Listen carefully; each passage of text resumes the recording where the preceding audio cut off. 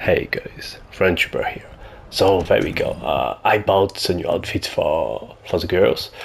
You can find it here, even the wear. So you go to film skin when you go. Oops, sorry, my stick drift is messing that up big time.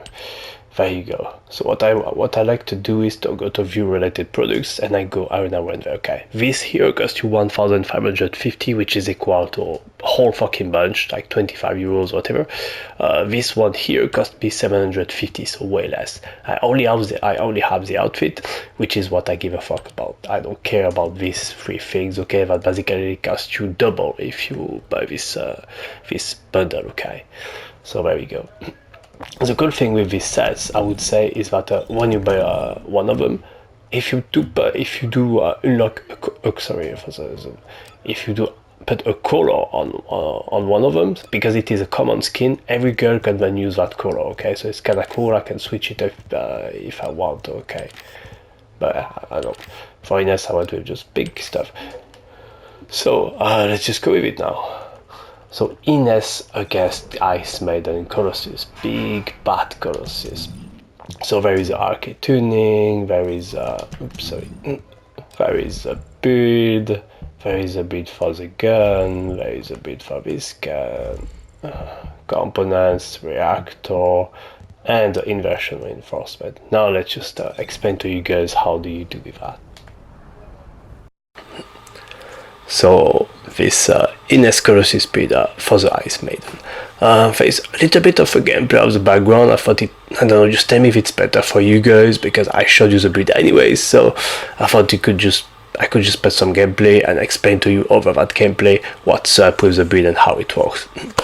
So basically it's all about putting a few pieces together, important pieces. First, I would say cooldown. Cooldown is really key, so it's everywhere on the build, okay?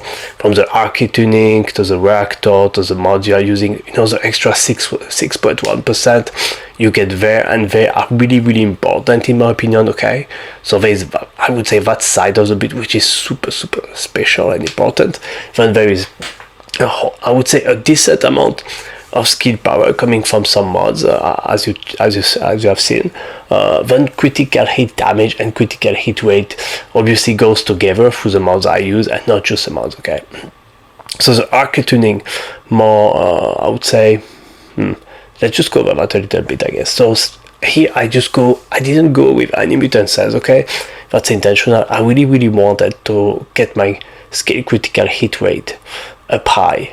I wanted to get every single skill power node, I would say big node, that I could, okay? So, and then obviously the cooldown. And well, when you have all of that, you can't really get any extra mutant cells. So was that the right pick? I'm not sure. It's hard to say, but to me, I think it's a great pick. And I don't know, I don't think the difference is really, really big, with the mutant cells anyways. At least with Ines. Just so you know, I was level 1 against the Colossus, okay? I had 1000 HP, so I didn't really care about leveling up or having more HP, because I do feel quite confident, because I've just played that Colossus a lot, so I cannot die. It's not too hard, I would say, when you know how to keep distance. I would say that's the key, pretty much. And other than that, skill power. So the components really add up an extra 26% of raw skill power. What that means is your build is like this whole thing that comes together, and then the external components boost it all, okay? It takes the final product and just boosts it by 26%, okay? So that's better than a mod. That's really, really freaking strong. Just know that. Very important. These components add an extra 20% skill cost, okay? Which is why I am using maximized conservation in the build as well, to kind of equal up with that. Makes it so you don't have to think about mana too much. You still have to think about it, but not too much during the Colossus fight, okay? This is not going to be a worry, okay? That's the idea. Then, obviously the inversion reinforcement. So I went with cooldown, which I think is always a good way to go, okay? I think it's always strong. Cooldown bang, a little bit similar to the fire rate for guns, except that, well, cooldown is for skills, obviously. So yeah, some skill power, and some obviously some MP recovery, very important as well. And yeah, that's about it. So hopefully you have fun playing Ines. Ines, I think, is always a fun pick. She's not my favorite, but I've played her. I've went through her like through multiple times during any meta. She's like this must-play character at least once during a meta. Okay, so yeah, see you next time. Like and subscribe for more. And yeah, tell me if you like this more with some gameplay in the background. Bye bye.